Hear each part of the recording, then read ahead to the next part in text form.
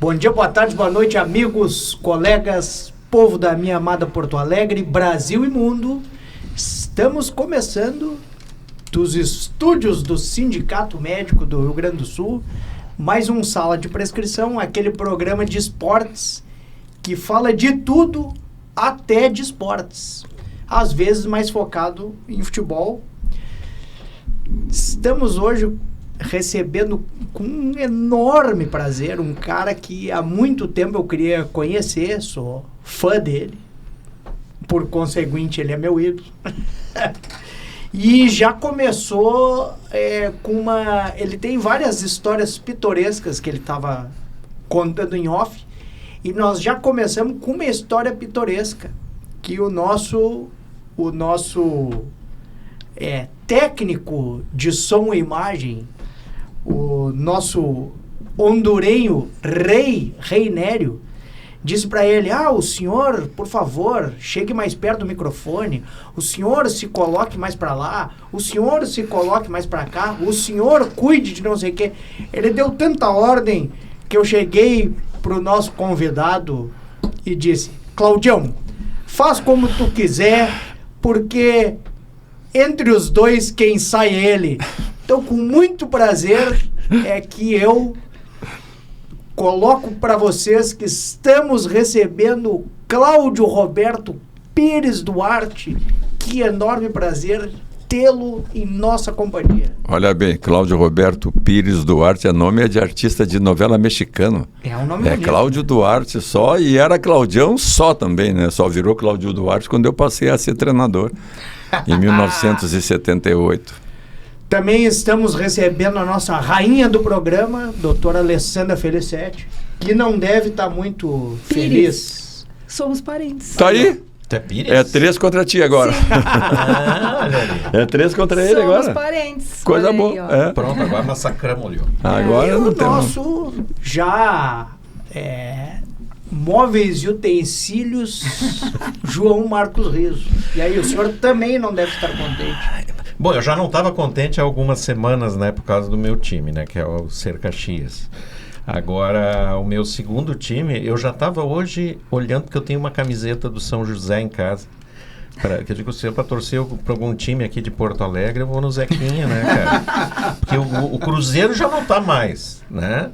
E o técnico ainda brabo foi na rádio essa semana para pararem de chamar o Cruzeiro de Cruzeirinho. Coisa que eu sempre chamei com o maior carinho do mundo, né? Não entendia.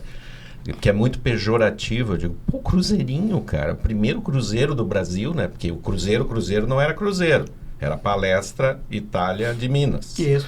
E um time centenário, né?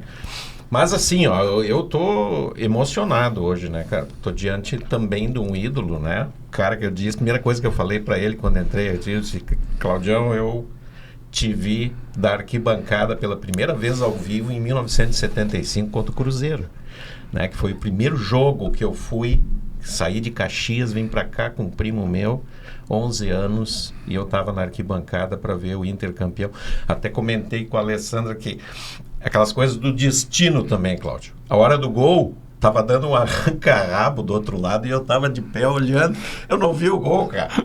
Eu perdi o gol, eu só vi aquela catarse assim. Eu digo, mas não é possível que eu não vi o gol, né, cara? Fui ver depois pela televisão, né? Mas é uma honra estar aqui com o Cláudio, e mais uma vez eu agradeço essa oportunidade a vocês que me dão de estar aqui nesse programa, que eu acho muito, muito tri. A gente aprende muita coisa. Pois é. Claudião, tu estava contando nos bastidores aqui uma história que... Em off não pode revelar. Não, mas uma história que nós vamos ter que trazer para o ar, porque eu, pessoalmente, não tinha essa informação. Não sei se o Dr. Riso tinha, e a Alessandra não tinha chegado ainda, mas talvez tenha visto outra entrevista em que tu tenha falado sobre isso. Mas tu tem uma origem muito peculiar. Tu foi criado num presídio. Não dentro dele. Eu fui criado em torno dele, né? Em torno dele. Vamos ser toda a minha entrada na que hoje chama-se Penitenciária Estadual do Jacuí, a famosa PEG, naquela época era CPA, era Colônia Penal Agrícola, e o meu pai era agente penitenciário, né, que fazia a segurança interna, e a brigada militar fazia a segurança externa. E eu, desde que eu me lembro, sendo gente, eu já era grande. Eu tinha 12, 13, 14 anos, eu entrava e saía do presídio como... Eu tinha os amigos, que eram dos brigadianos, amigos dos agentes, e os presos internos, que eram uma coisa, e os presos externos que viviam ao redor daquela situação da sede principal, que viviam com as suas famílias. E de uma forma ou de outra, eu e amigos, nós temos que fazer alguma coisa, porque eles são tudo adulto e é um ambiente pesado. Então nós vamos criar o Elite, que era um time, e foi criado o time que era nome de Elite, mas conhecido por todos como o time dos filhos de todos. Todos aqueles que eram filhos desses principais personagens daquela época, a gente formava time e participava dos torneios. Como eu estudava só, né, naquela época lá tinha uma escola que atendia aos filhos de todos.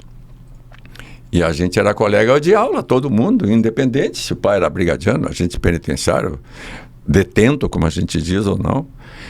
E nós fundamos esse time e começamos a participar das competições e aprendemos a enfrentar o laço, como a gente diz, né? Tu imagina jogar contra um time de agente penitenciário onde o teu pai joga do outro lado e um tio teu também. E eles eram aqueles metidos. E aí fechava a rosca. Não tinha. Não, aqui dentro não tem pai nem filho. Não tem. Né? E era uma coisa que acabou por nos ensinar, porque na convivência tu vai mantendo as relações. E nessas relações, eu já disse em off, e repito, aqui não é problema nenhum. Eu aprendi todas as formas de fazer a coisa errada. Eu e aqueles meninos todos. E a maioria, quase que absoluta, resolveu, depois de saber tudo como a gente deveria fazer, pegar o outro lado, pegar o caminho de, bom, se tudo isso aqui está errado, eu vou andar só pelo lado bom. E nós aprendemos na época. E aqueles que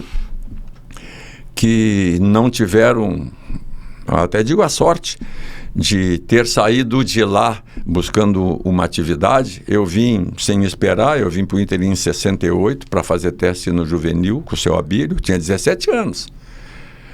Os que saíram conquistaram outras coisas também, não é só eu de lá, é muita gente. E os que ficaram lá, a gente lá acima, para aqueles que acabaram tendo como única atividade trabalhar nas termoelétricas. Né? Porque tinha que trabalhar no carvão e lá embaixo, na terra, e a maioria não passou dos 50 anos. Sim. Então, hoje eu estou com 7,4, eu sou 9 de maio, então eu estou com 7,4 e eu digo, se eu olhar com realismo para trás, para ver o que era lá atrás, eu estou no lucro. Estou no lucro já há 24 anos. Porque a maioria não aguentou, porque tu vai lá para baixo, 300, 400 metros, respirar aquilo lá, mesmo que tenha aquelas proteção de máscara, tudo, era um terror. Um terror. Então eu digo, eu estou no lucro tranquilo. As pessoas perguntam, tá, Claudio, mas por que tu está sempre alegre, descontraído? Porque eu sou um cidadão. Como treinador, eu tenho a fama de ser o brabo. O cara fechada, o brabo, o que atropela, o que chuta a porta, o que entra dando esporro em todo mundo. Mas cada um fala. O Filipão criou um personagem, o Celso Rotti outro. Porque a gente faz isso para se proteger. É a forma que tu te protege. E os jogadores, nesses anos todos como treinador, só no Inter eu fui treinador 7 vezes. Nossa. No Grêmio 4. Eu não estou falando do jogador que foi até os 26, falando de lá para cá. E todo mundo diz, como é que é? A hora que eu botar o pé no portão que eu entrar, vocês não é mais o Claudião parceiro, é o Claudião que vai cobrar. Porque é um personagem que a gente usa de se tornar o comandante. Porque tem uma coisa que é muito difícil no futebol, é quando as pessoas querem criar comandos. O comando é natural, cara, não tem. Eu ia dizer isso. É natural. O cara... se não todos os caras que foram craques seriam treinadores. E a maioria não é. Seriam treinadores, seriam bons treinadores. Ótimos. Não é, porque... E muitos dos que tentaram não conseguiram. Mas por que isso? Porque eles eram tão bons que eles não se preocupavam com as outras coisas. E esses que se tornaram treinadores e que tiveram o sucesso... por menor que tenha sido esse sucesso, são aqueles que estavam todo dia perguntando ao treinador: ô chefe, tem alguma coisa que o senhor viu que estava errado? Chefe, como é que é isso? Como é que é aquilo? Por que o senhor está me colocando ali? Por que o senhor quer que eu faça isso? E aí tu vai acabando, tu vai te inteirando e aprendendo a conhecer e a entender, interpretar positivamente o jogo. Porque o futebol é um jogo de erro. Se ninguém errar, vai ser 0-0, cara. Os nossos times têm errado bastante. Não, mas quando ninguém erra, doutora, vai ser 0-0. Porque o futebol, ele desde que ele foi criado, na história dele, né, lá 1900, vamos dizer, ele era uma brincadeira. E esta brincadeira era para gastar tempo. E para fazer um mínimo de exercício nas folgas do trabalho. E os caras, sempre tem um mais esperto, criou uma bola. Não sei se era de pano, de meia, de couro, mas era uma bola. Mas era só isso, era todo mundo saía correndo atrás. Até que um dia, disse assim: vem cá, tá meio sem graça, né? Vamos fazer um objetivo. Vamos criar o objetivo. Porque a tradução literal do inglês da palavra goal, escrito, é objetivo. Goal. Resultado, o futebol passou a ter um objetivo. Eles criaram o quê? Botaram 2 marquinhas, que eram as goleirinhas. E depois foram aumentando até que um dia, tá sobrando gente, bota um lá. Virou o quê? O goalkeeper, o evitador do objetivo. De objetivo. E foi criado assim. Sempre foi indução ao erro. Nós temos que ter a maior capacidade de induzir o adversário ao erro do que ele a nós. Antigamente tinha-se pouco conhecimento, então tu criava e surpreendia todo mundo. Hoje está mais difícil.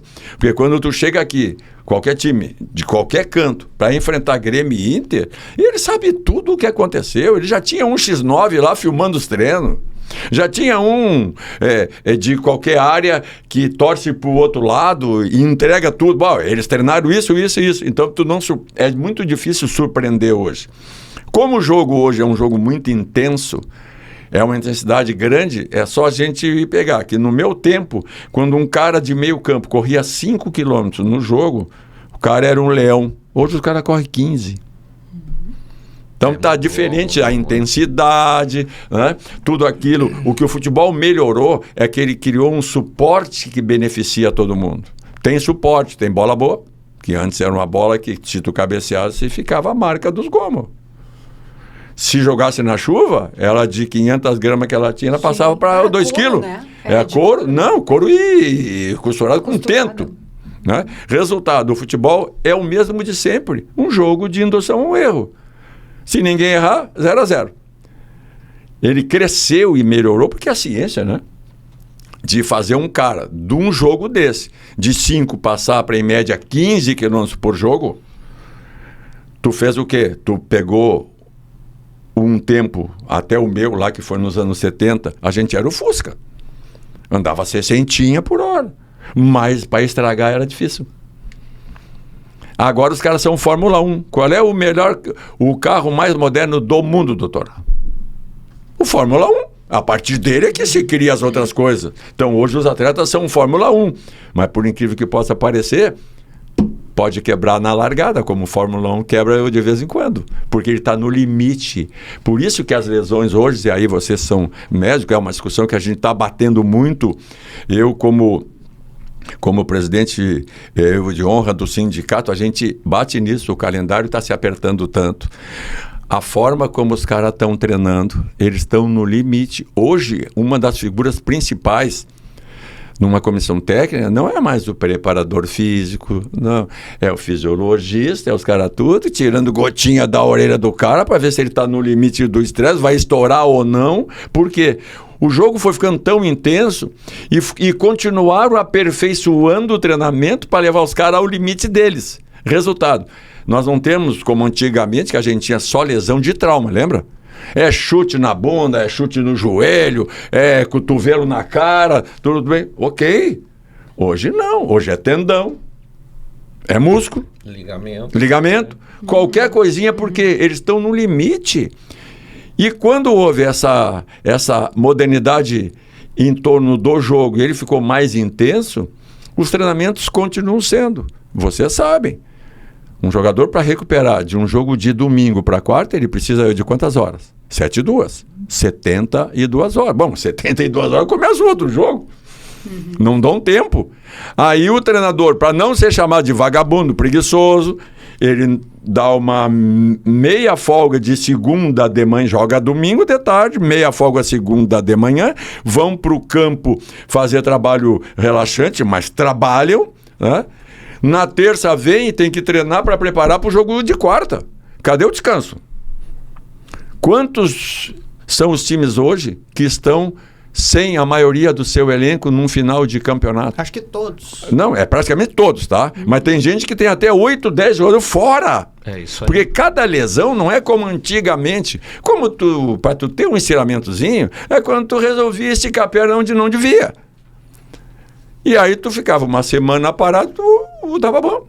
Era uma fisgadinha. Hoje não, quando o cara balançou a perna, que ela faz assim, não tem. Esse cara é no mínimo 45 dias.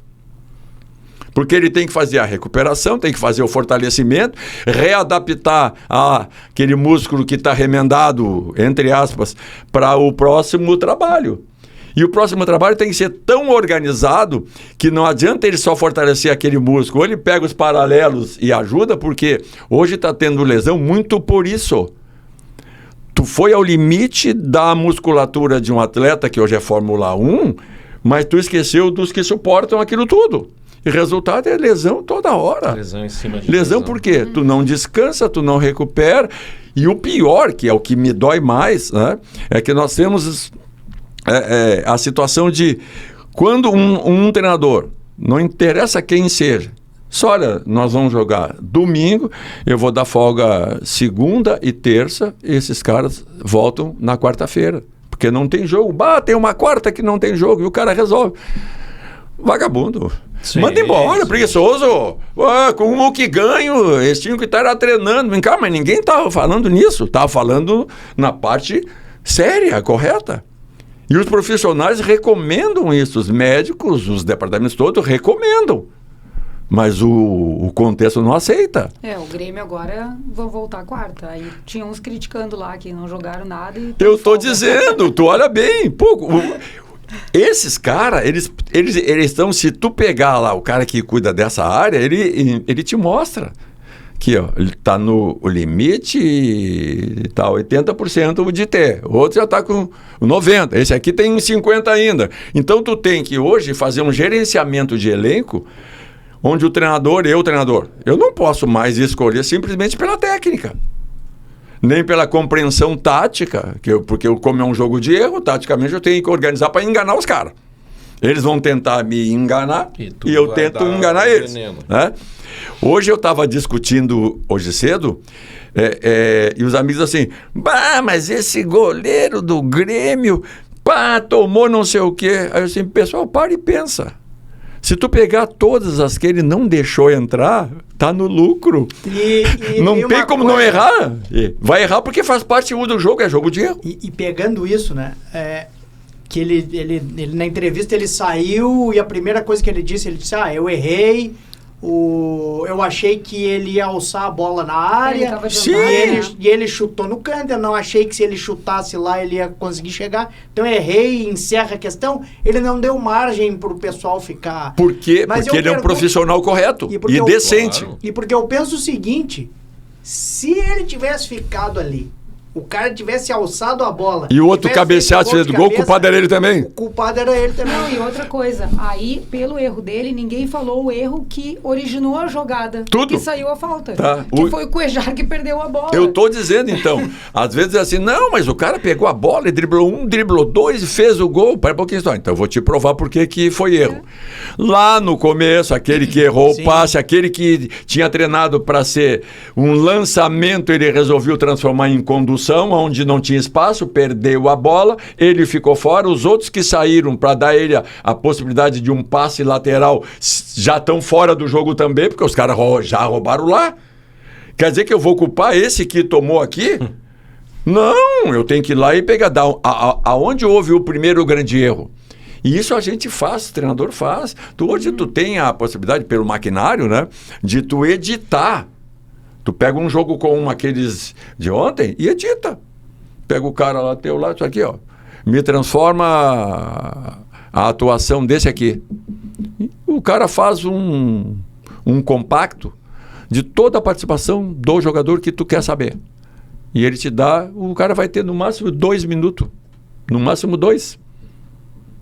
Porque tem uma estatística FIFA que diz assim, um jogador de futebol que joga um jogo inteiro de 90 minutos, ele fica de posse da bola no máximo 2 minutos dos 90. Isso é FIFA. Eu acho que o Arthur fica mais.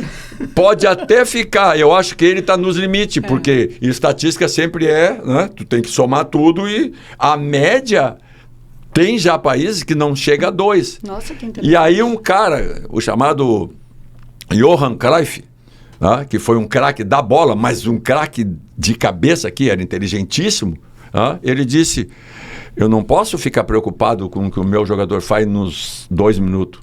Eu tenho que ficar preocupado do que ele faz nos 88.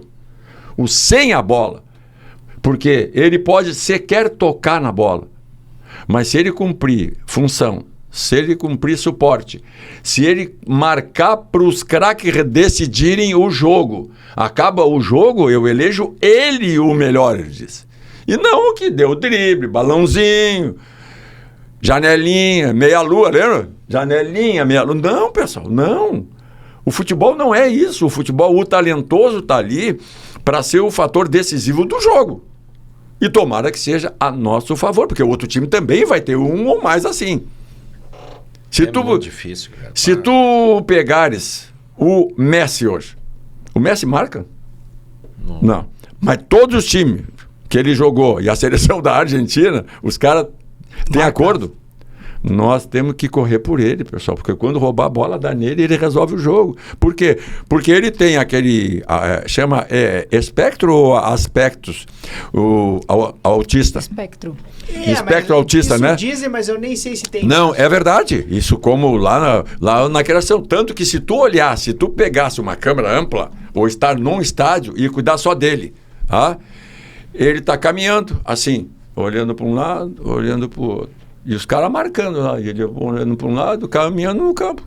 Aí todo mundo diz, ele está fora do ar. Tá nada, ele está mapeando a hora que os caras roubam a bola. Onde é que ele vai correr para receber que os caras... Tanto, porque isso é o talento. Agora, como é que eu vou fazer um talento marcar? Não.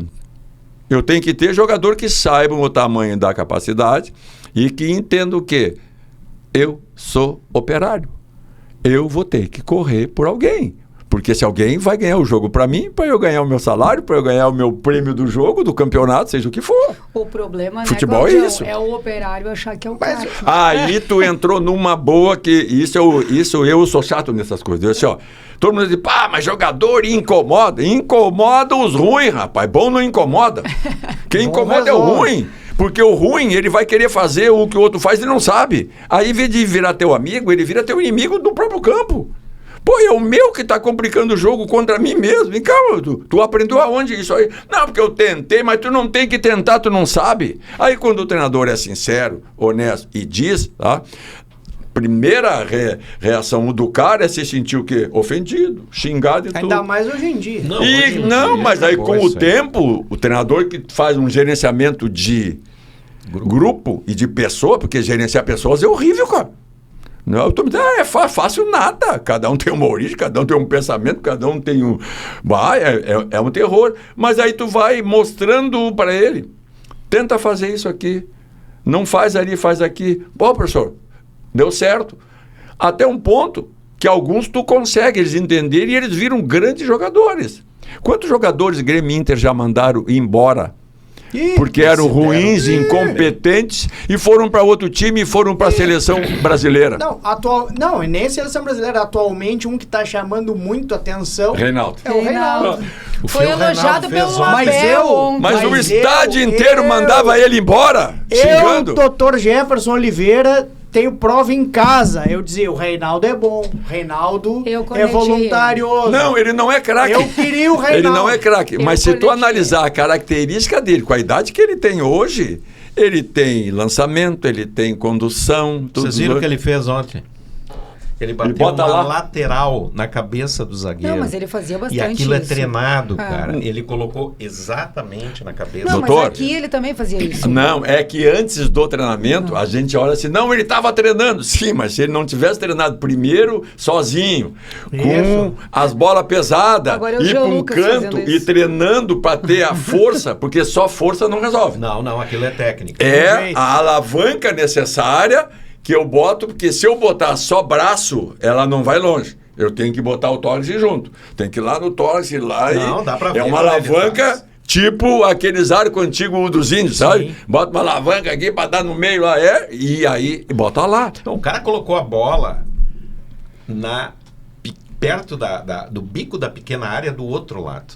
Não. Onde estava o zagueiro Passou, vindo. como diz o outro, se tu Impressionante. fizer passar da marca do pênalti, tá bom. Ele bate de um lado, tem que passar da marca, porque aí tu vai o quê? Fazer o que a estratégia de jogo manda. Induzir os caras ao erro. Tu vai fazer com os outros um bloqueio para o goleiro não sair. Tu vai bloquear, tipo basquete. Bloqueia para o cara arremessar. Bloqueia ali, fecha a frente dele, porque se ele sai com a mão, ele ganha. E o outro tá? vem de trás.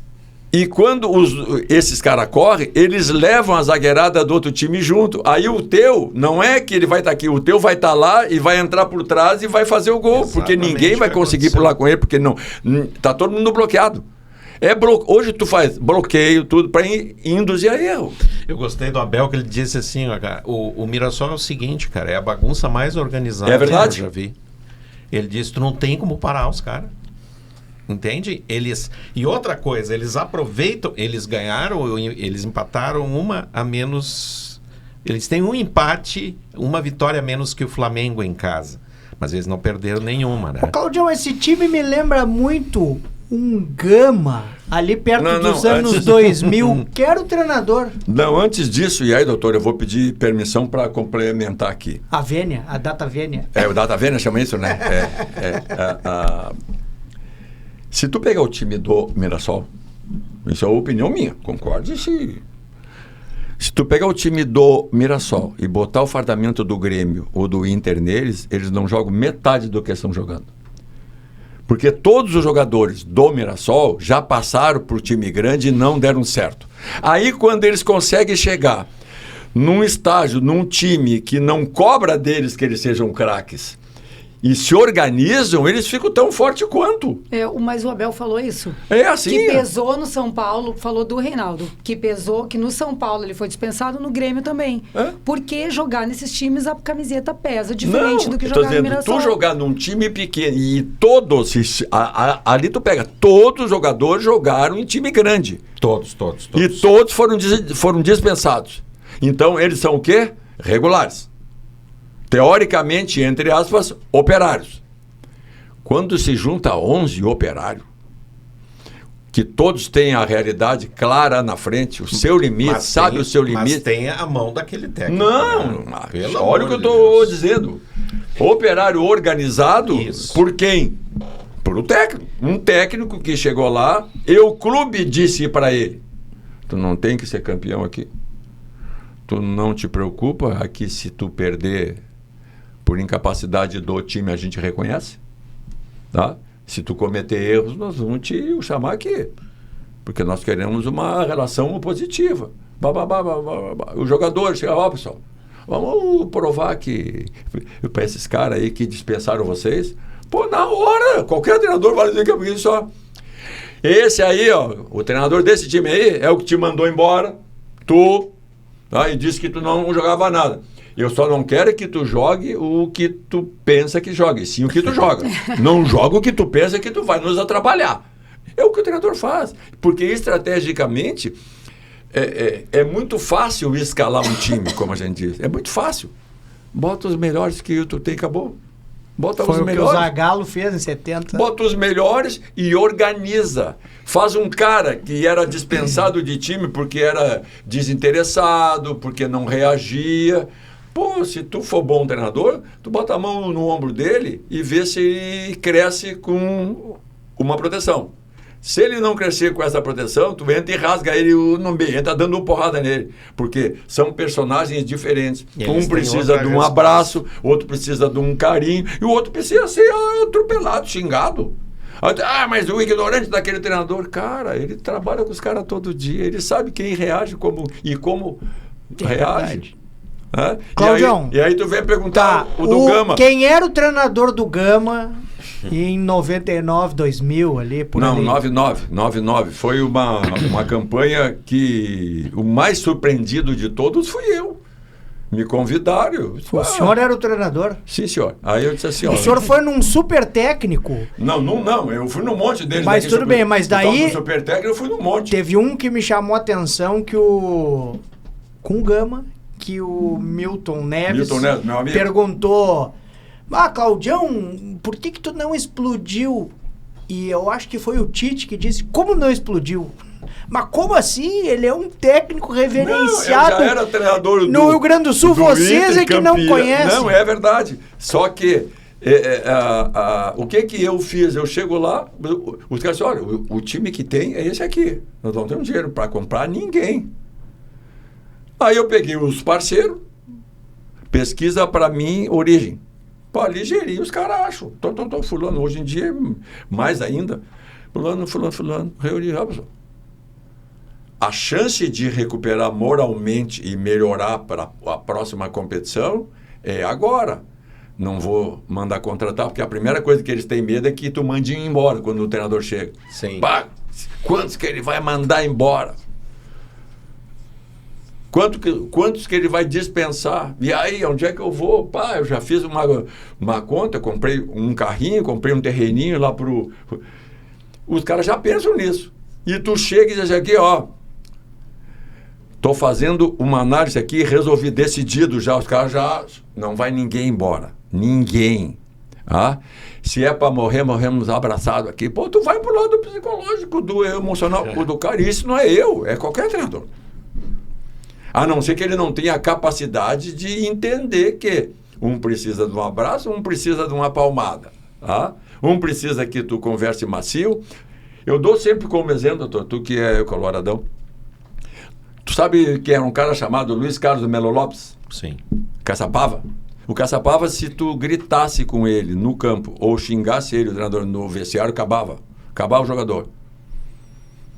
Tinha que levar ele, esse aqui não adianta querer xingar o negão, não, ele não é assim, ele é o que vai, que é contigo. Quanto tempo, Cláudio, tu precisa de vestiário para entender um grupo? Aí que tá. O grande problema da estrutura do nosso futebol brasileiro, ao menos são poucos os treinadores que estão muito tempo. O resto tem time que já está no quarto ou quinto pelo amor do ano, né? É difícil, porque depende do que esses caras precisam. A maioria tem problema de origem. E eu me incluo.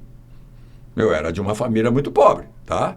Então, daqui um pouco, é um cara que joga, desce lá do morro, da vila, e daqui um pouco, atrás dele, tem uma família que torce para que ele jogue bem, que é para melhorar. Tem os amigos que ajudaram ele a comer quando tinha fome, a uma roupinha quando tinha um aniversário, que me davam ou emprestavam. Ele desce lá e começa a jogar futebol, e se ele mostrar alguma coisa, ele não está mais sozinho. Não está mais sozinho, tem uma multidão atrás dele. E ele vai ter que ser forte e crescer nesse aspecto para o enfrentamento que vai ser. Esses dias eu estava numa roda, e eu sempre falo que eu estava numa roda, porque eu dizer que eu estava na rádio tal, vocês mais ou menos vão saber que eu estava discutindo com A, B ou C. Então é melhor isso aí. Que ele, como costumo dizer, botou tudo fora. Deve ter botado em mulher, bebê. Eu até imagino quem seja. E babá. E ele ficava quieto, ele se sentia ofendido. Só que a gente sabia. Quando ele desceu de lá e que começou a ganhar dinheiro... Vem a conta. Primeiro ele ajudou a família inteira, depois a vizinha que dava comida quando ele tinha fome, o amigo que emprestava o tênis. Quando ele viu o que ele ganhou, ele até podia ser juntado, ter alguma coisa. Ele repartiu tudo. Aí eu disse para o cara, tu tá falando bobagem. Esse aí nunca botou fora nada. Ele ajudou todo mundo, ele subiu, morreu já. Ele subiu com a conta paga. Ele era feliz porque ele conseguiu retribuir tudo aquilo que fizeram para ele. E aí tô dizendo, mas ganhou dinheiro, não sei o quê. Cara, tu tá vivendo no futebol de hoje, lembrando, os antigos não era assim. E o de hoje é a mesma coisa, 2% ganham bem. No Brasil, 2%. Exato. Você só vê em Grêmio, Inter, Flamengo, Palmeiras, não sei o quê. E o resto? E o resto? Tu sabe quanto é o salário mínimo de um atleta, o piso salarial de um atleta profissional de futebol no país? 2.490. Tem time que joga campeonato aqui no interior do Rio Grande do Sul, Série A, 1, 2, 3, 4 aí, que não tem como pagar 2.490. Ele paga 700, 800, 1.000 para os craques. Aí veio esse assunto para o sindicato dos atletas. O sindicato vai entrar na justiça porque é fraude. Os caras fazem, ele assina. Ele assina uma coisa e recebe outra. Os jogadores pediram, por amor de Deus, não façam isso. Porque nós não vamos ter nem isso. Nós não vamos ter aonde jogar. E a gente joga ali por uma chance de alguém estar vendo e me levar para um time melhor.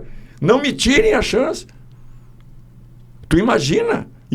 Mas isso é o país inteiro, cara. Mas não, né? Cash, fica rico, joga, ganha milhões. Cara, é 2%. O resto tem que nascer virado para a lua. Para dar sorte de um dia fazer uma bela partida, né? E eu venho ao encontro, do que eu contei aqui antes. Eu jogava futebol de salão até os 17 anos. Futebol eu brincava só quando não tinha mais gente lá em Encharqueadas. E o dia que teve um senhor que foi assistir o jogo, que era de Porto Alegre, e foi visitar o filho, estava assistindo o jogo. Ele viu o jogo, dei sorte que ele viu, e ele acabou de dizer, eu quero levar aquele lá para treinar no Inter. E os caras disseram, não, aquele não, tem no mínimo uma meia dúzia melhor que ele. E tinha, cara, tinha, parte técnica. E ele disse, não, eu vou levar ele. Ele comandou o jogo inteiro.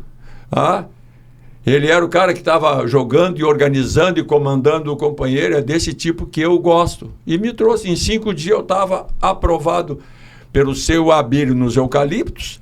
Com 17 anos e com 18 eu era profissional e lateral do Inter. Vai entender, é o dedo do Papai do Céu. Só pode ser. E aí o cara quer assim, doutor, mas e essa situação toda, eu até agora no Alegrete posso contar uma boa aqui. Fim de semana agora atrás, eu fui no Alegrete, tinha um evento, né? E aí eu tô lá, tá todo mundo batendo papo, e eu já conheço quase todo mundo, mas sempre tem um estranho, né? E o estranho chegou assim, João, só uma perguntinha, eu tava ouvindo aqui tudo. Tu conseguiu fazer um pé de meia? Eu disse, olha, eu vou ser bem sincero, todo mundo na volta, né? Eu vou ser bem sincero. O pé eu até cuido, tá bonitinho até hoje. Tá uma beleza. Mas a meia eu tô atrás há horas. A meia eu tô atrás há horas. Não, que eu quero saber é se não. Então eu vou te responder de uma forma gaudéria. Posso? E ele, pode. General Flores da Cunha, quando foi perguntado E aí, general, depois dessa guerra toda aí, como é que ficamos de finanças? E ele disse, mulher ligeira e cavalo lerdo me levaram tudo. Que pariu. Ô, Claudião, Não tem nada que me perguntar isso aí, Claro é que meu. eu quero que tu nos conte duas coisas que eu imagino que tenham sido, assim, quando aconteceram, tenham sido impactantes, não no sentido de bom ou ruim, mas no sentido de desafiante e diferente. Uma, recém tendo largado a carreira, tu ter assumido aquele Inter, que foi campeão. Em 7-8. Eu jogava nesse time. Eu tinha 26 anos. E tu virar um técnico, ter que colocar parte tática, ter que colocar essas preocupações. E a outra, já emendando, porque senão a gente... Não emenda que eu me enrolo. Tá? Não, mas não vou. Não emenda que eu me enrolo, porque eu vou estar respondendo uma e pensando na outra. Tá, então vamos lá. Primeira, tu imagina eu, jogador, contrato de jogador, e aí dezembro de 77, tá? O Internacional, eu tinha feito a minha segunda cirurgia. Eu tenho 9 cirurgias hoje. 6 num joelho e 3 no outro. Hoje. Eu estou no caminho das próteses já. Estou fugindo dos marcheques da vida. Estou fugindo deles. E aí, estou lá no Inter o quê? Machucado. Né? Joelho operado. Só que eu estava convocado pela CBF para a seleção. E o Inter, quando eu comecei a treinar de novo e comecei a ver, não deu, o joelho inchave, e bota aqui, punção, e bota corticoide, bota não sei o quê. Resultado, o Inter pegou. Eu queimei há pouco tempo, mas eu tinha o laudo. Comunicamos que o senhor fulano de tal, atleta desse clube, o departamento médico comunica que está inutilizado para a prática do futebol. E mandaram uma cópia para a CBD da época. E os caras me tiraram da convocação, porque realmente eu não podia mais. Eu ia jogar o meu joelho na hora. E o senhor sabe. Eu lembro até hoje todo o que me disseram. A minha doença foi osteocondrite dissecante no côndito interno do fêmur. Olha aí. Primeira vez que acharam uma lesão dessa aí, nunca ninguém tinha ouvido falar dessa coisa toda aí. Eu não tive problema de ligamento, nada. Não era minha cartilagem foi fissurando, rachando, e meu joelho, nada. Resultado, parei. Como eu tinha contrato mais uns 4 meses, eu estava o quê? No departamento médico, fazendo um pezinho. Eu disse, não, eu não sei fazer outra coisa. Eu tinha casado e a mulher estava grávida. Isso era final de março. Mulher grávida, para nascer a filha, que eu tenho hoje, aos 48 anos, que ia nascer no mês de abril. E eu disse assim, e agora, meu? E agora? O cara disse que eu não posso mais jogar. 26 anos. O contrato termina. E aí um amigo disse, não, mas tu faz assim, tu continua fazendo essas musculaçãozinhas, porque com a base que tu tem de jogador do Inter, tu num time do interior tu joga, desde que é só jogo, não pode jogar e treinar, porque vai jogar, vai inchar, tu vai botar gelo, tu vai fazer bababá, vão fazer uma punçãozinha e tu fica brincando e vai para outro jogo. Dá para se sustentar mais um tempo. E eu comecei a treinar, não, no Inter não posso mais, mas daqui um pouco acabou, eu vou para o interior.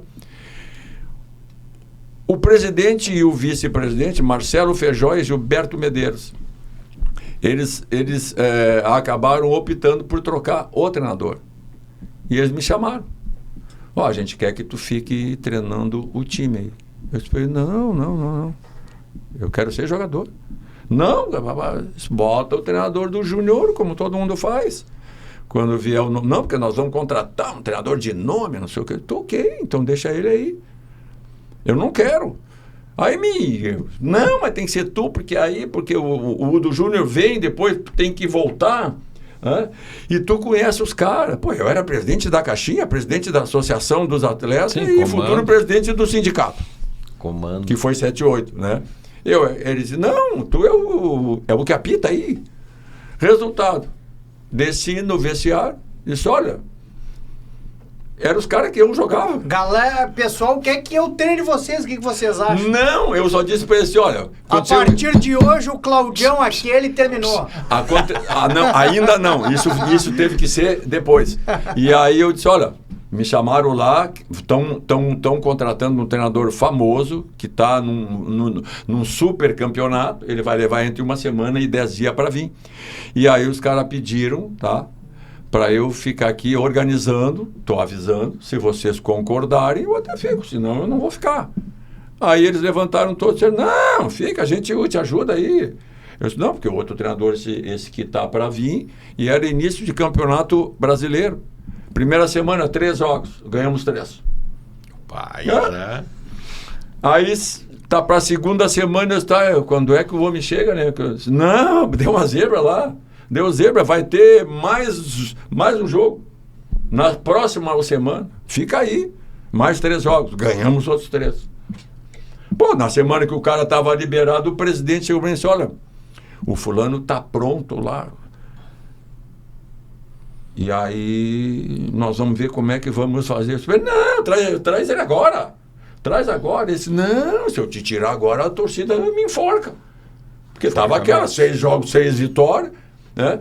E teve ainda, no começo, uma brincadeira que é feita até hoje, que é a famosa brincadeira do pega-ratão.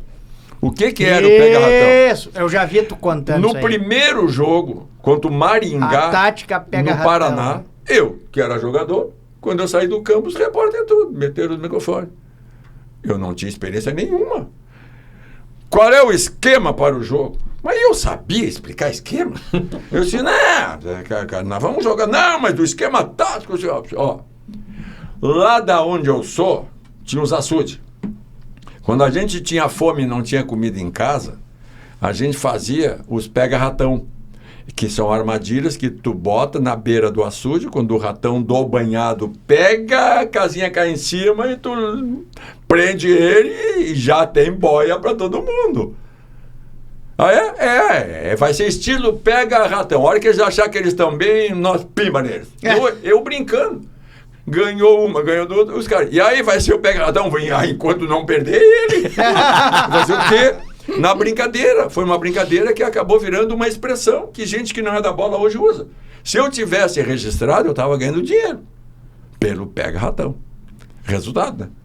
Hoje, bueno. Aí eu digo, ó, o senhor traga o cara? Eu disse, não, só o dia que tu perder, a gente te tira. Pô. E aí demorou um pouquinho. Não, aí eu cheguei no vestiário. Foi por isso, ó. Não, os caras sabendo que eu tinha ido lá para resolver. Os meus colegas atletas, dos quais eu era o treinador interino. E aí, não, o homem só vem depois que nós perder. Ainda o presidente ainda disse lá, e se teu time é ruim, daqui um pouco perde um jogo e o outro já vem. Eles falaram isso, falaram. E tem mais. O outro já disse que vai fazer uma limpa e eu vou manter todo mundo. Sem ele. Eu vou manter todo mundo, aí porque vocês são meus amigos. Disseram isso. Mas se vocês perderem, sabe como é que é, né? 5 meses invicto, sem perder um jogo. Resultado, virei treinador. O meu final de contrato foi cancelado e eu fiz um contrato de trabalho, tá? E eu conto isso porque eu não fui maldoso e nem metido a malandro. Como eu já era presidente do sindicato, eu sabia coisas parecidas com o que os advogados sabiam, porque eu consultava o advogado do sindicato. Na época, a lei era contratos sucessivos. Como jogador, não causam o direito ao tempo de serviço, que não tinha o FGTS. Sim. Após 10 anos de trabalho, tu tinha a estabilidade. Tá? E eu disse, a regra do treinador é não soma tempo de serviço para isso aí, para ficar estável no emprego. Eu aceito ser treinador, mas eu quero que a minha carteira seja de funcionário do clube. E eu tenho a carteira supervisor técnico de futebol. Eu disse, porque quando terminar, o meu joelho eu machuquei aqui, eu quebrei aqui, tá? E foi porque eu botava o pé onde outros não colocavam. Tá? Resultado. Se for assim, eu continuo como treinador, senão eu estou fora. E o pessoal, não, é justo. E aí, a minha carteira, a partir daquilo ali, como eu viro funcionário, eu somei o serviço anterior. Claro. Então, eu já tinha 10 anos. Eu fui, acho que teve poucos assim, depois que eu fui treinador 7-8, depois eu fui treinador 7-9, até a metade do ano, quando veio o seu Enio Andrade, lembra? E o seu Enio veio. Eu era o treinador mais jovem da história. Sim, 27 anos, 26. Com 26, comecei em 7-9, eu tinha já um tempinho ali. Somando tudo, dava praticamente os 10. Então, eu já sabia que eu estava seguro. E eu continuei o meu trabalho, eles resolveram trocar e foi na hora certa, porque ambiente, qualquer um deles, qualquer coisa que acontece que não dá certo, vai... E eu cheguei e disse, aproveita, me tira de uma vez, porque o resultado que a gente conseguiu, o ambiente que a gente tinha, não é mais o mesmo. Porque eu passei de amigo treinador para treinador amigo. É diferente. Não é. Agora eu sou o treinador. Antes eu era o amigo que estava treinando. Agora eu sou o treinador. Eu decido tudo agora. E, como é a norma do nosso futebol, o treinador chega e ele abraça tudo. Ele manda em tudo, ele dá discurso, ele dispensa, né? Porque, na maioria, naquela época, os dirigentes eram aqueles que não se expunham a nada. Não! Perdeu é o treinador. Deu briga, é o treinador. Ninguém faz nada sem o treinador. Para assinar as broncas era só a gente. Resultado, eu saí, eu fiquei até 83 sendo treinador de futebol, vinculado ao Internacional, e eu era emprestado para ser treinador dos outros. Emprestado. Sério? Fui até 83. Eles me emprestaram. Eles me emprestavam em 80, aí eu fui. Interessante. Aí em 81 mudou a direção do Inter e o presidente, eu estava no Paraná já, e ele me chamou. Cancelado o teu empréstimo, assume aqui, 81. Aí voltei, dei sorte, fui campeão de novo. Aí eu fui até 82. Aí me emprestaram para São Paulo. Trabalhei lá. E aí o Guarani de Campinas queria me contratar, mas eu já estava naquela, só emprestado. E eu cheguei assim, não quero. Não, mas eles querem, a gente empresta lá, babá. Não. Eu sou estável, eu sei disso, tá? Eu acho que está na hora de a gente fazer um acordo. Até porque eu já tinha tido convite do Grêmio. E eu não tinha como ir porque eu estava... eles não iam te emprestar pro Grêmio, né? Aí que tá, claro que não. Aí, resultado. Tá, mas como? Não, aqui, vamos fazer um acordo. Tá, mas e como é que a gente faz esse acerto? Não, eu vou dizer assim, eu tenho um advogado meu e vocês têm o do clube. Cada um faz a sua conta, junta as duas e divide por 2. Eu não quero saber o valor. Não quero. Faz um acerto assim, tem que ser bom para os dois lados. E foi feito. E aí eu saí do Inter, fui treinar o Guarani, onde eu tive sorte, tá? Foi lá que eu, com 16 anos, botei o Neto a ser o jogador que ele foi. E aí são coisas que marcam, tá? Mas o que mais que tu fica feliz em lembrar? Que títulos? Título era obrigação, era pago para aquilo ali. Eu sei das pessoas que hoje dizem, como Galvão, André Luiz e vários outros, que dizem assim, não, sabe como é que eles me chamam? O paizão. Até hoje. Porque eu fui lá e disse, cara, tu tem quantos anos, Negão? Eu tenho 17. Tá, mas tu enfrenta como tu enfrenta aqui embaixo, lá é só cara grande. Ué, me bota pra ver. E eu, então tá, então esse é o meu. Jogou um jogo, Grenal no estádio Olímpico, quase matou o ponta do Grêmio, resultado, nunca mais saiu. Galvão, a mesma coisa, foi dispensado do Grêmio aos 16 anos. Isso. Com 17 eu lancei ele foi campeão brasileiro invicto. Vai explicar, não tem como. Mas aí dizer, é mérito teu? Não! Quem mostrou pra mim o que tinha foi ele, não fui eu que... Mas eu queria saber isso de ti, porque aí depois, em 89, Aí Tu vai pro Grêmio. Sim, mas aí o incrível é que quando eu faço a rescisão, tá, pensando em, ó, eu quero ir para quem eu quiser ir, e não para onde o Inter me empresta. Porque eles me emprestavam, só dizia assim, tu tá indo pro time tal. Tipo jogador. É. Que nem jogador. Tá emprestado. De treinador. Tá? Empréstimo. Isso aí era uma situação. Quando eu vi assim, pá, agora eu pego, faço o acordo, né? Faço o acordo.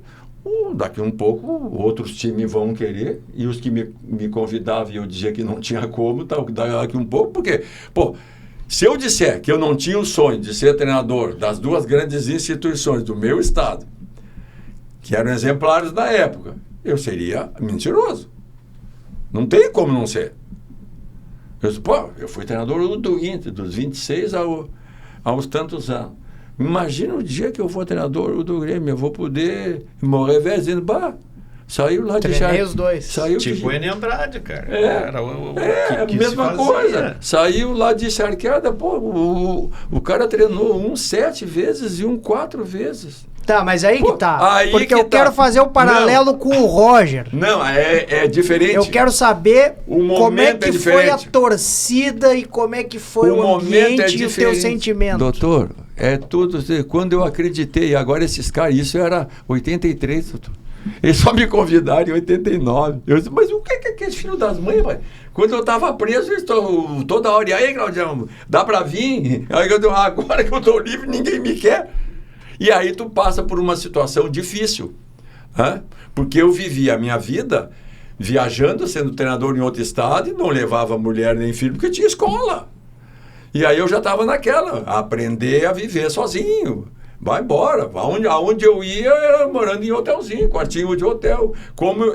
Por isso que eu defendi sempre o Renato aqui. Pô, pessoal, vocês acham que a vida do Renato é fácil? Ele mora no hotel. Com a fama que ele tem, que eu não tinha. Não pode sair na rua. Não pode sair na rua, não pode ir jantar, não pode ir a bar, não pode sair com uma namorada, não pode nada. Não. Porque o pessoal não deixa. E eu era nas outras cidades com um tamanhozinho assim. Mas o exemplo cabe.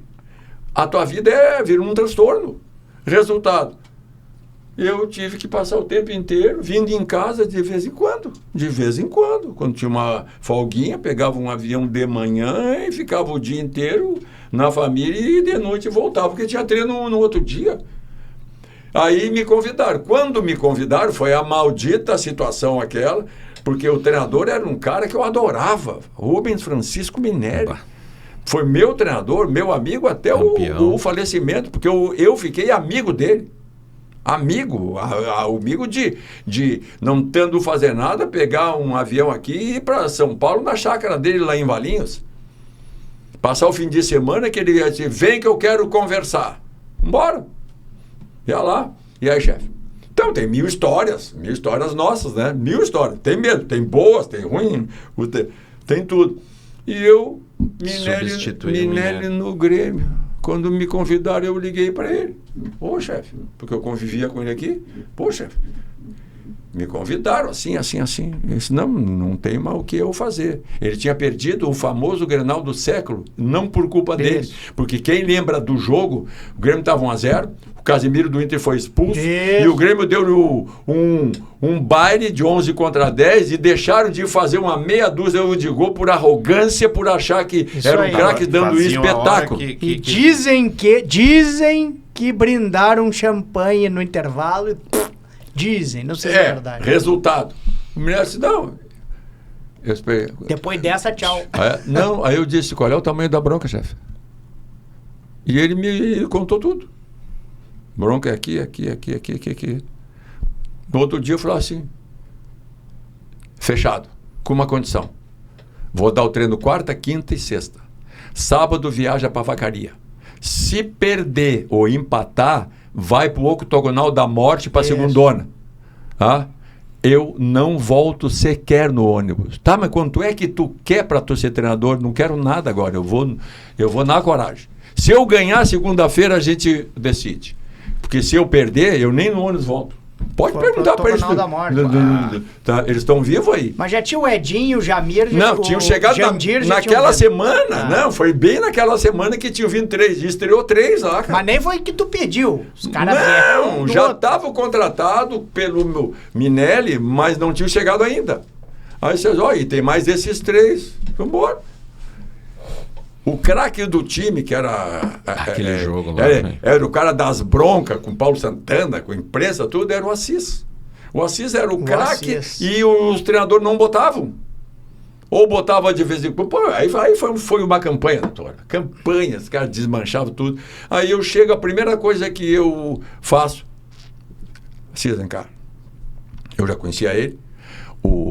A vacaria, tu nem vai. Como assim, já? Nem vai. Não é pra ti aquilo lá. Aquilo lá vai ser porrada, vai ser briga, vai ser na força física. Tá? Eu faço uma promessa pra ti. Nós vamos lá. Se nós ganhar o jogo, nós estamos vivos ainda. A partir do outro jogo, tu é o titular e só vai sair quando tu quiser. Tô te avisando já. Mas lá tu não vai. E ele, ok, chefe. Saí do Olímpico e fui no hospital Nossa Senhora da Conceição. Paulo Santana estava internado, tinha feito uma cirurgia, não sei do que lá. E eu fui lá e disse, acaba com essa coisa dessa tua coluna, porque as pessoas acham que a gente não se conhecia. Ele tinha sido investigador em encharqueada. Eu conheci ele desde que eu tinha 14 anos. Então ele era da polícia. Ele era investigador. Depois ele fez faculdade e virou delegado. Sim. E eu fui lá e disse, olha aqui, me promete que tu não vai, da quarta até segunda-feira, tu não vai falar no Assis, cara. Porque tu vai desmanchar qualquer coisa que eu tenha feito. Ele não vai, o quê? Ele nem vai, tu é o cara que a torcida do Grêmio ouve e lê. Tá? Tu falando, tu é mais ou menos, tu escrevendo, tu é gênio. Tu é gênio. Então faz assim, pela amizade de anos que a gente tem, que ninguém sabia de charqueada, porque broncas, brigas nas festas, briga na zona, lá, nós já cansamos de fechar o pau lá. Era assim. E aí ele disse assim, tô prometido. Eu vou fazer o melhor que der. Se ganhar, a partir disso, o Assis entra e não sai mais. É isso aí? É. Ele não falou na coluna dele, nada. Ganhamos, classificamos, fomos para o campeonato mesmo e fomos campeões ainda. Aí tu disse, bom, foi sorte? Foi. Tudo deu certo. Tudo deu certo. Como ele é humilde, né? Não, mas guria. Não é que é a gestão. Não, é que o treinador não ganha jogo sozinho. Sim, mas tem que gerir o que está acontecendo. Tu tem que gerenciar os caras. Porque se eu disser assim, não, mas eu fui campeão, eu poderia chegar e dizer, olha, eu fui campeão porque eu realmente montei um esquema, que não sei o que. Mentira. Não, tu gerenciou. Eu gerenciei os caras. Tá? Que foi o que, na minha história pessoal, eu digo sempre, eu era guri de 13, 14 anos, eu organizava as coisas para os caras lá naquele peso todo. Tá? Eu tinha responsabilidades com 14 anos que adulto não tinha tido. No aprendizado, da convivência, né? Aprendi a respeitar pessoas. Depois, quando eu viro jogador, tem uma coisa que também pouca gente sabe. Quando eu viro jogador profissional em janeiro de 70, aí a imprensa toda, porque antes ninguém falava em base, né? Não tinha semana que não batia alguém no portão 8 do Beira-Rio. E o porteiro dizia, tem um senhor lá que quer falar contigo, Cláudio. Isso o quê? Quando terminar, eu passo lá. Eu, jogador. Chegava lá, fulano! Como é que vai? Era um dos apenados que tinha sido posto em liberdade condicional, ou tinha saído, que iam dizer, vim aqui ver se tu me ajuda, porque o Estado não me dá nada para eu ir para casa da minha família, que é lá em São Borja, no Itaqui, lá não sei onde. Eu tô aqui na hora, porque os caras me ajudavam lá. E eu brincando, eu sempre disse, olha, quando eu vim treinar no Inter, em agosto de 68, eu sou diferenciado num esquema. Eu vim de lá com uma torcida, sabe? Um fã-clube de 1.200 pessoas. Eu, sem ser aprovado, eu tinha 1.200 pessoas torcendo por mim. Com certeza. Claro. E aí? Não, doutor? Claudião, infelizmente nós vamos ter que encerrar. Dava pra fazer 4, 5, 6 programas falando com essa figura que tem história. Tu imagina se eu não fosse gago, hein? Mas eu vou me... Cara, eu nunca acreditei quando falavam que o gago, né? O Cláudio, gaguinho, não sei o quê. Eu nunca vi ele gaguejar, cara. Não, é que no microfone tu não vê porque eu mudo o timbre da voz. Mas é impressionante. Aprendizado com Nelson Gonçalves. Por que no cantar tu não gagueja? Porque o timbre muda, tá? Se eu falar normal aqui, eu vou falar assim: oi, tudo bom? Como é que vai, doutor? Tudo bem? Esse é o meu normal. Agora você, oi, doutor, tudo bem? Tá tudo certo? Nesse timbre eu não tranco nem uma vez. Foi isso que eu disse aqui há pouco. Tem pessoas, pais e mães de filhos que têm esse problema. E eles me perguntam: eu não fiz. Mas que tratamento que tu fez? Porque o meu avô disse que tu era gago e eu... Cara... Daí tu disse, imagina, nunca fui gago. Tudo bem. Não, sério. Agora tem uma boa aqui, tá? Então posso contar, porque não é um minuto. Pode, a Cláudia Fleury tá... 1 minuto a mais, 1 minuto ela tá fazendo assim pra mim. Eu não sei o que significa isso. 1 minuto a mais não vai mudar nada. Eu tenho a filha de 48 anos, que chama-se Camila, que é procuradora do Estado, e o meu filho, Diego, né? E aí eu estava numa rádio um dia, lotados os caras lá, e os caras têm aquela maneira: tá aí, como é que tá? Só, tá isso, tá aquilo, e o papo tava bom, né?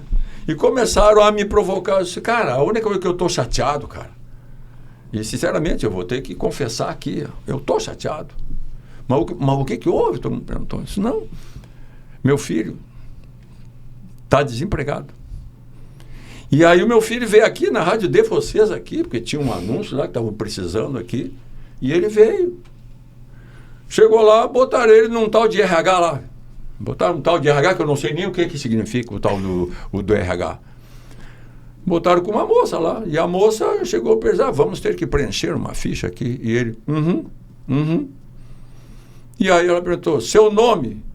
E ele, de Diego Duarte. E ela: o senhor é gago? Eu não, mas o meu pai era, e o cara do cartório me ferrou. Eu não, mas o meu pai era, e o cara do cartório me ferrou. E encerrei o programa, doutor. Eles queriam me matar. Doutora Alessandra, sua considerações finais, terminar o programa vai ser ele, obviamente. Não, então, não termino nada, eu começo tudo, doutor. Começando pela senhora, nossa rainha. Que baita papo hoje, hein? Privilégio, né? Privilégio nosso. A gente é privilegiado de conhecer figuras, mas que prazer, mesmo tendo essa mácula na tua vida de ter sido jogador e treinador do Internacional. Mas foi do Grêmio, o do né? Grêmio foi só treinador. Tanto que hoje tem uma associação dos ex-atletas, lideradas pelo José Carlos Correia Duarte, que é um dos vice-presidentes, que é Duarte, mas não é meu parente, é meu amigo apenas. E eles me convidaram para fazer parte, por ter trabalhado no Grêmio. E eu não fui, porque eu disse: pessoal, não é correto. Eu não fui jogador. Aí a associação de jogadores, não é de treinador. O dia que vocês fizerem uma associação de treinador, eu vou. Mas antes, não. Não, mas eu tô brincando, né? Carreira maravilhosa. Nossa. Pessoa muito legal. Privilégio estar aqui te conhecendo, né? E a gente não sabe, às vezes, os bastidores da vida da pessoa. Os bastidores da vida de cada um. Como eu digo sempre, todo mundo tem história, doutora. Umas contáveis e outras... outras a gente adora as não contáveis. Mas eu sei disso, mas é quando desligar o microfone. Mas muito obrigada aí pelo convite de mais uma semana aí com vocês. Doutor Riso, mais um sonho realizado. Bah, nem me fala, cara. O senhor é de origem? Eu sou caxiense. Não, mas a origem italiana. Penso che un sogno così non ritorni mai più. Olha ali, ó. Mi dipingevo le mani e la fatia di blu. Oi d'improvviso venivo dal vento rapito che cominciava a volare nel cielo infinito. Só tu agora vamos ver. Volare, cantare, Quero ver acabar o programa. Nel blu. Ninguém vai acabar com esse programa. Felice di stare lassù. Não tenho o que falar, né, cara? A italianada gosta? Cara, pelo amor de Deus, né, cara? Não tenho o que falar. Um ídolo eterno do Internacional, né? Um respeitadíssimo no Grêmio, né? Campeão da Copa do Brasil, né? Primeira Copa do Brasil que existiu, primeira edição da Copa do Brasil. Um probleminha só, essa que o senhor disse que é ídolo, é uma verdade, meia verdade, né? Então, porque tem um bando que é brabo comigo até hoje, porque eu tenho ido trabalhar no Grêmio, sério. Cara, até hoje eu escuto. Mas esquecer a história, cara. É como eu citei antes, quando tu falaste de Grêmio e Inter, é o Enio Andrade, cara. O Enio Andrade e foi campeão nos dois, cara. Foi um cara, trabalhou nos dois. Depois foi ganhar título no Curitiba, sabe? Então, eu acho que tem que respeitar. E era uma pessoa sensacional, né? Nossa, o Enio Andrade, a história dele exemplo para né? muita gente. Um exemplo para nós todos na época, que eram jogadores e que viramos treinadores. Eu incluo aí Filipão, que jogava no Caxias, que era o teu Caxias, né? Sim, tem uma coisa que tu não sabe. No teu Caxias, como é que era a escalação daquele time? Bagatini.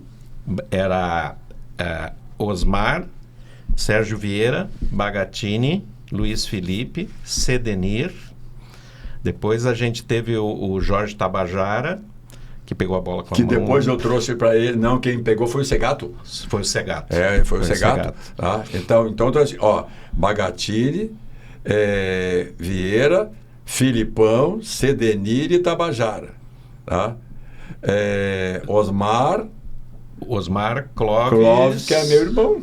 O Clóvis é teu irmão? Sim, meu irmão. É o meu segundo irmão, que foi base do Inter, jogando com o Falcão e com o Carpejani. Mas jogou muita bola, com o Jair. Só que tinha o quê? Tinha muito meio campo bom e o Inter acabou emprestando e depois vendendo ele, dando passe livre. Ele jogou no Caxias, mora no Caí até hoje.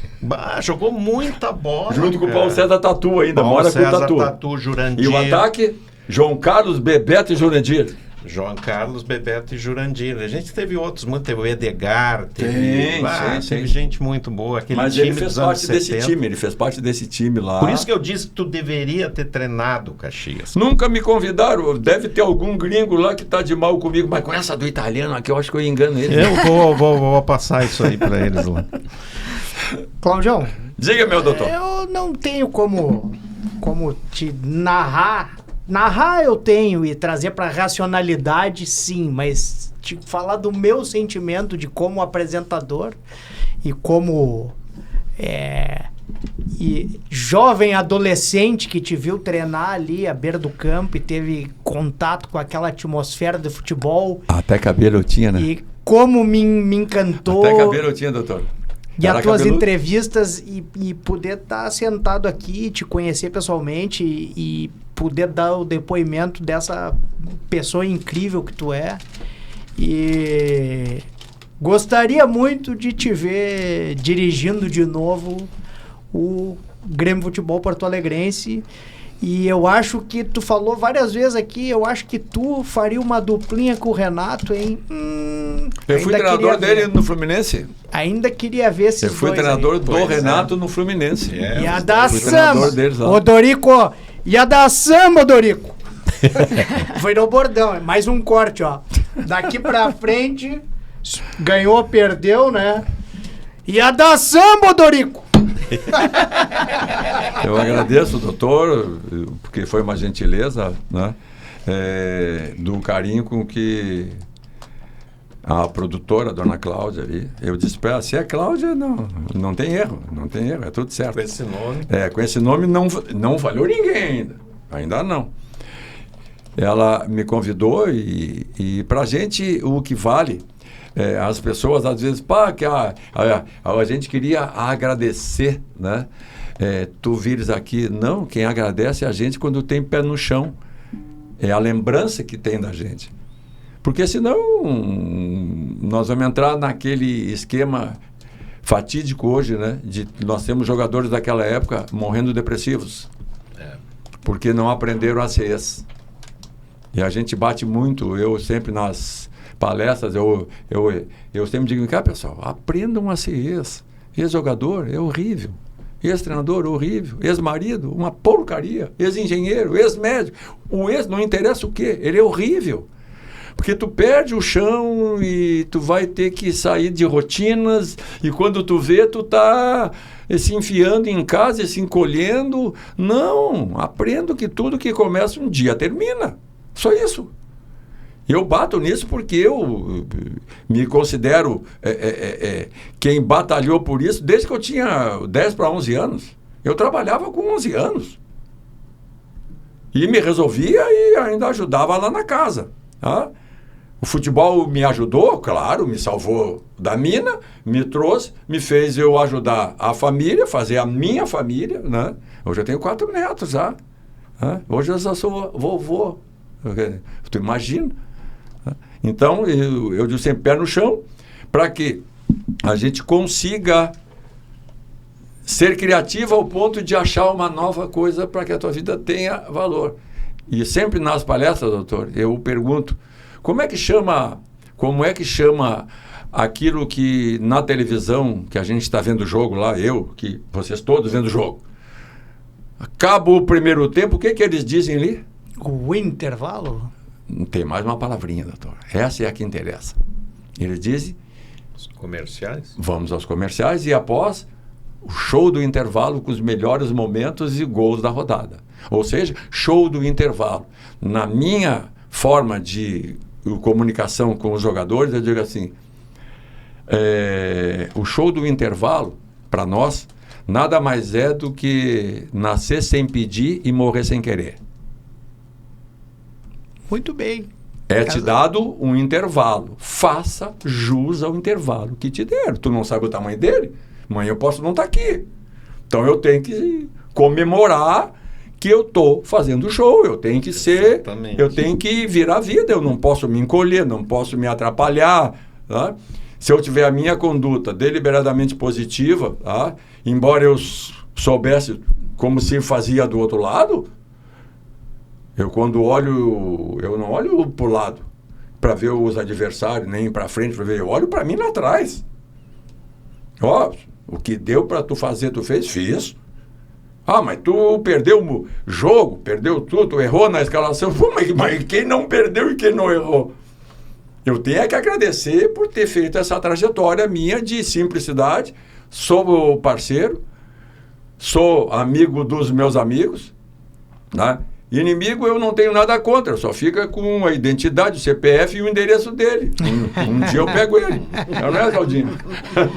É por isso que tu pode ser ex-jogador, não sei se é ex-técnico ou... Não, eu sou ex-jogador e ex-treinador, tá? Ex-jogador, ex-técnico, não sei mais o que ele é ex, o que ele nunca vai ser esquecido.